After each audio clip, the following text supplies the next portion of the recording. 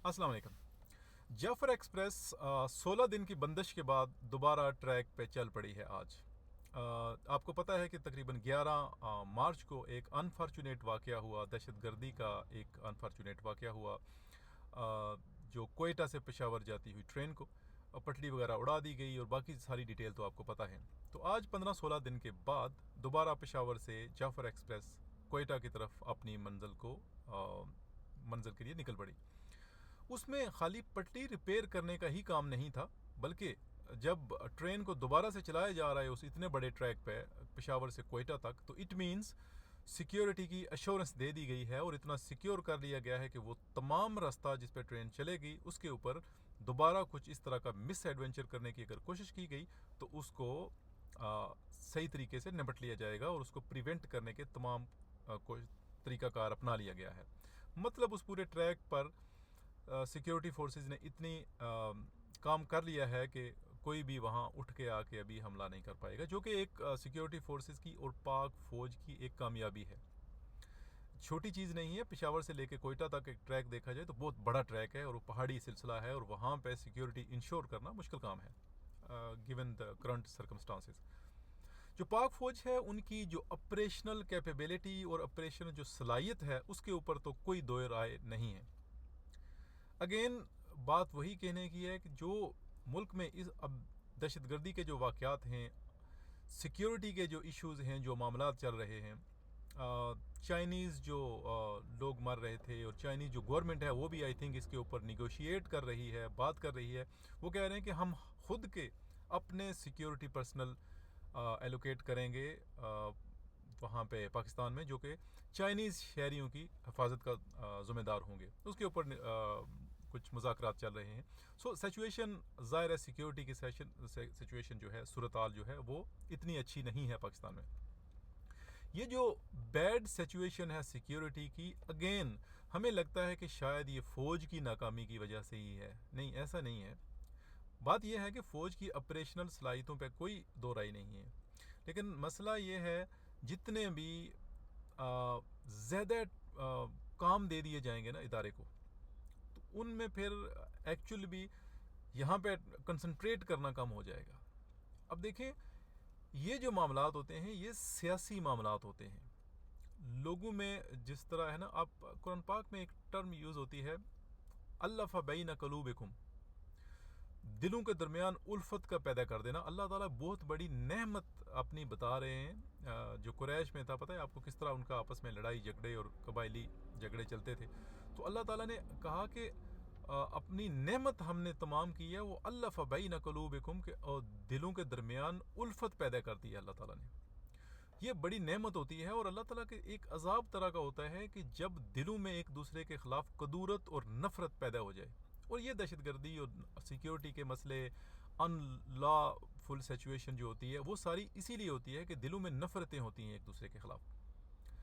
एक दूसरे, कहीं कहीं हमारी ईगो काम कर रही होती है, कहीं कहीं हमें ऐसा लगता है कि जो हम कह रहे हैं वो सही है, हमारी स्ट्रेटजी सही है, उसकी वजह से दिलों में नफ़रतें पैदा होती हैं। जब तक वो ख़त्म नहीं की जाएंगी, ऑपरेशनल जितनी मर्जी है हमारी सलाहियतें बढ़ जाएं, अगर फॉर टाइम बीइंग किसी चीज़ को हमने दबा लिया, काउंटर कर लिया, तो वो खाली सिचुएशनल चीज़ होगी, वक्ती होगा, वो देर पा नताइज नहीं हो पाएंगे। अब यहाँ पे भी यही है, फोर्सेस का काम है एक्शन करना। उसके बाद जो पॉलिटिकल सिनेरियो है, जो पॉलिटिकल अरीना है मुल्क का, उसके अंदर एक ओपन डायलॉग की सिचुएशन हो, लोग बात कर रहे हों, डिस्कशन कर रहे हों, कोई भी मामला है उस मामले के ऊपर लोग ओपनली डिस्कशन कर रहे हों, उसके हक में राय हों, उसके ख़िलाफ़ राय हों, फिर एक जो खुल के बात करने की जब आज़ादी होगी तो उससे दिलों में कदूरतें कम होंगी। सपोज़ एक सिंपल चीज़ ले लें, ऑपरेशन करना है जी किसी इलाके में, बलूचिस्तान में ऑपरेशन करना है या कहीं पे भी फौजी ऑपरेशन करना है। फौज तो कहेगी कि भाई जब आपने एक डिसाइड कर लिया है, पूरे स्टेक होल्डर ने, जितने भी स्टेट के स्टेक होल्डर्स हैं, ऑर्डर दिया एंड वो इम्प्लीमेंट करेंगे हर चीज़ को। उसके बाद जो सिचुएशन कंट्री के अंदर, लोगों के अंदर एक राय आमा हमवार करनी है, जो बात करनी है, जो डायलॉग करने हैं, वो डिसीजन कि क्या हमने एक्शन लेना है, क्या हमने ऑपरेशन करना है या नहीं, वो सब करना तो फौज का काम नहीं है।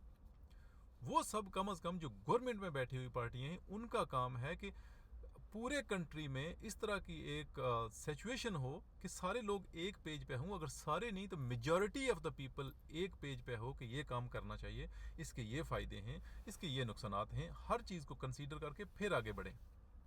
यहाँ पे होता क्या है, ऑपरेशनल काम तो कर लिया जाता है लेकिन उसके बाद ऐसे काम जो देर पा नताइज देते हैं वो काम नहीं किए जाते, जिसकी वजह से अच्छे से अच्छा एक्शन भी होता है, अच्छे से अच्छा ऑपरेशन भी होता है, लेकिन टाइम बीइंग सिचुएशन पे काबू को पा लिया जाता है, लेकिन कुछ अरसे के बाद सिचुएशन जूं की तूं या उससे बढ़ के सामने आ जाती है। ऐसा क्यों है? ऐसा इसीलिए है, कोई भी चीज़ है जब उसको फोर्सफुली दबा लिया जाता है तो वो कुछ टाइम के लिए होती है, परमानेंट नहीं होता, उसके बाद दोबारा से वो सामने आता है। चाहे रिलीजियस चीज़ें हों, चाहे कौमियत की चीज़ें हों या कुछ भी चीज़ें हों, जब ओपन डिस्कशन उन पर बंद होती है, कोई भी चीज़ एक हद से आगे चली जाती है तो उसका फिर क्या है, काउंटर बयानिया आना शुरू हो जाता है। डार्क एजेस थी जब यूरोप की, वहाँ पे क्या था, जादू और जादू टोनके और इस तरह के बहुत चीज़ें, उसके ऊपर बहुत बिलीव्स थे। मुसलमान तरक्की कर रहे थे, यहाँ पे साइंटिफिक तरक्की हो रही थी, साइंस एंड टेक्नोलॉजी में आगे बढ़ रहे थे उस वक्त की जो थी, और वो लोग वही जादू और वही चर्च का इतना चर्च या कलीसा, उनका जितनी भी गवर्नमेंट्स होती थी उनके ऊपर इतना जैसे कंट्रोल था कि हद से ज़्यादा, और बाकी की जो चीज़ें उनमें भी। अब क्या हुआ, मुसलमान तरक्की कर गए, आगे चले गए, और वहाँ पे क्या था, बहुत होल्ड था कलीसा का, एंड जादू टोन का भी बहुत चलता था। उसके बाद क्या हुआ, सडनली जब लोगों को रियलाइज़ होना शुरू हुआ कि इनका तो हर चीज़ के ऊपर ये घुसे हुए हैं, अब अल्टीमेटली आस्ता आस्ता आस्ता करते करते करते करते इस चीज़ के अगेंस्ट नफ़रत उठनी शुरू हो गई। नफ़रत का ये आलम हुआ कि जो जादू टोनके हैं उनको ऐसा कर दिया गया कि उनके ऊपर पाबंदी लगा दी गई, और जिसके ऊपर डाउट उठता कि ये बंदा जादू वगैरह का या उसमें इन्वॉल्व है, उसको ज़िंदा जला तक दिया जाता। हज़ारों लाखों औरतों को पकड़ के जिसके ऊपर डाउट होता, बल्कि उसको विच हंटिंग एक टर्म भी निकली कि जिसके ऊपर डाउट होता, कोई कसूर साबित करने की ज़रूरत नहीं है, पकड़ो मार दो, ये भाई ये औरत है, ये जादूगरनी है, विच या उस तरह की चीज़ें। अब वही हुआ कलीसा का भी। अब देखें यूरोप वगैरह में मज़हब खाली एतवार वाले दिन कलीसा के अंदर रह गया, बस बाकी मामलात में, बाकी चीज़ों में उन्होंने कहा भाई सियासत है तो वो सियासत का अलग डोमेन बन गया, मईशत है तो उसका अलग डोमेन बन गया, मज़हब को उन्होंने कहा भाई जाना है कलीसा में, संडे के दिन बैठना है, दैट्स इट। अब हम भी इस चीज़ को जितना जल्दी रियलाइज़ करेंगे वो अच्छा होगा, क्योंकि हम क्या कर रहे हैं, मज़हब को भी बेजा इस्तेमाल करते जा रहे हैं। अब देखें, मजहबी जुनूनियत, हमारे ब्लास्फेमी एंड ऑल, ये सब चीज़ें अरूज पर हैं, फिर भी मज़हब पे अमल करते हुए लोग बहुत कम नज़र आते हैं। मज़हब के लिए लड़ने मरने के लिए हर बंदा तैयार होता है, चाहे वो शिया है, चाहे सुन्नी है, चाहे देवबंदी है, चाहे जो मर्ज़ी है, चाहे कोई अहले हदीस है, लेकिन मज़हब पर अमल पैरा होने के लिए, दीन और मज़हब पे अमल करने के लिए कोई भी राज़ी नहीं है। मेजॉरिटी आप देखें, हमारे इखलाक कैसे हैं, हमारे मामलात कैसे हैं, हमारी इबादत कैसी, कुछ नहीं है, लेकिन लड़ने मरने के लिए तैयार हैं।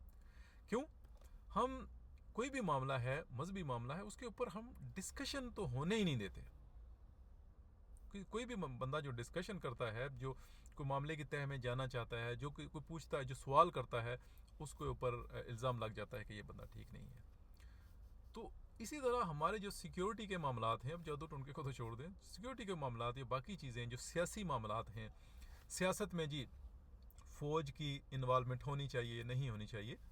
फ़ौज अगर सियासत में इन्वॉल्व है तो कोई, मेरे ख्याल में अगर टर्म्स एंड कंडीशन तय हैं, एक डेमोक्रेसी क्या होती है कि लोगों का कितना कंट्रीब्यूशन है, कितने लोग इस चीज़ के हक में हैं, कितने लोगों की राय ना। फौज में अगर 5 लाख, 6 लाख, 8 लाख, 10 लाख लोग हैं तो उनकी भी तो एक राय है ना। तो कहने का मतलब है कि इन्वॉल्वमेंट बुरी या अच्छी है, उसके ऊपर भी डिस्कशन होनी चाहिए, बजाय इसके कि अब सिचुएशन ये हो गई है कि फ़ौज कुर्बानियाँ दे रही है, अच्छे काम करेगी, तो भी लोग मानने के लिए तैयार नहीं है। अब कितने सोशल मीडिया के लोगों को उठाया जाता है, बाकी जो सहाफ़ी वगैरह हैं, ये वो जितना भी, क्यों? मसला ये हो रहा है कि अच्छे काम भी करो तो लोग उसको यकीन करने के लिए तैयार नहीं है। कोई गलत काम होता है मुल्क में, कोई भी गलत काम होता है, फौज का उसके साथ लेना देना हो ना हो, लोग मुर्द इल्ज़ाम किसको ठहराते हैं? हर बंदा उठ के भाई फौज ने ये कर दिया। तो ये अलार्मिंग सिचुएशन है। हम जिस खित्ते में रह रहे हैं, हमारे लिए ये बड़ा इंपॉर्टेंस है एक स्ट्रांग फौज का होना।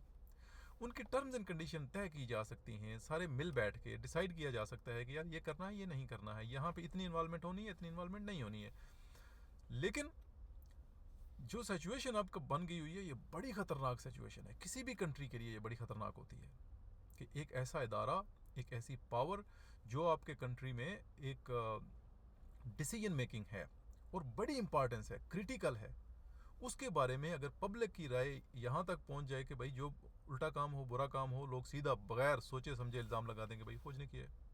आज मैं हूँ, बात कर रहा हूँ, वैसे कल मेरा एक्सीडेंट हो जाता है यहाँ पे, खुदा ना खास्ता, जा रहा हूँ गाड़ी में, जा रहा हूँ ऑफिस, जा रहा हूँ या आ रहा हूँ, गाड़ी की टक्कर हो जाती है, मर गया बंदा। भाई लोग कहेंगे इसने फलां दिन विला किया था, वहाँ पे पाक फौज का जिक्र किया था, देखो इन्होंने मरवा दिया। हालांकि वो कुदरती तौर पर एक मौत है। इसी तरह मेरी जॉब चली जाती है जी, मैं उठ के बातें करना शुरू, नहीं जी ये भी फौज ने करवाया, एजेंसियों ने करवाया है। ऐसा नहीं होता है। लेकिन मामलात जब वो दिलों में कदूरत फैल जाती है ना, तो फिर क्या करते हैं, अंधाधुंध इल्ज़ाम लगाना शुरू कर देते हैं लोग। अब जो अच्छा काम किया है उसको भी लोगों को एक्नॉलेज नहीं करते हैं। तो ये बहुत ही अलार्मिंग सिचुएशन है। लेकिन अल्लाह करे कि अल्लाह ताला ने जो नेमत बताई है इस रमज़ान के सदक़े ही कि वो अल्लफ़ बैन क़ुलूबिकुम, तो हमारे दिलों में भी अल्लाह ताला उल्फत पैदा कर दे और एक दूसरे के ख़िलाफ़ जो इस तरह की नफ़रतें दिल में जन्म रही हैं वो कम हो। जो करता धरता हैं वो भी इस मामले में सोचें, ताकि दोबारा से वो मोहब्बत और ख़ुव्वत वाला काम हो। अपनी अपनी ईगो को थोड़ा साइड पे रखें और इस मुल्क को आगे लेके चलें, क्योंकि ये मुल्क है तो हम सब हैं। फ़ौज भी है, सियासतदान भी हैं, सहाफ़ी भी हैं, अदालतें भी हैं, सारा कुछ। लेकिन अपने अपने डोमेन में रह के एक दूसरे की इज़्ज़त करके, रिस्पेक्ट करके फिर ही मुल्क को चलाया जा सकता है। वरना ऑपरेशनल चीज़ें ठीक होंगी। जाफ़र एक्सप्रेस का जिस तरह है दोबारा चल पड़ी है, एक अच्छी न्यूज़ है, खुशी की खबर है, लेकिन ये खुशी थोड़ी टाइम के लिए ना हो। देखने का शुक्रिया, मिलते हैं अगली वीडियो में। Thank you.